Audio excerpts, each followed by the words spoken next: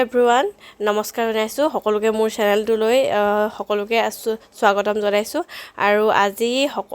অতিকৈ ভাল খবৰ এটা আহি গ'ল আমাৰ যিসকল এডিআৰই গ্ৰেড 4ৰ বাবে যোনসকলে গ্ৰেড 4ত চাকৰি লাভ কৰিছিলে তেওঁলোকৰ বাবে ভাল খবৰ আহি গ'ল তেওঁলোকে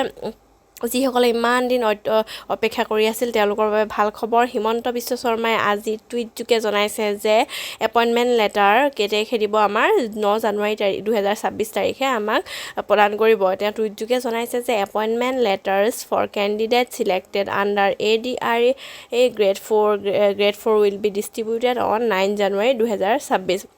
গতিকে অপেক্ষা কৰি থকাসকলৰ বাবে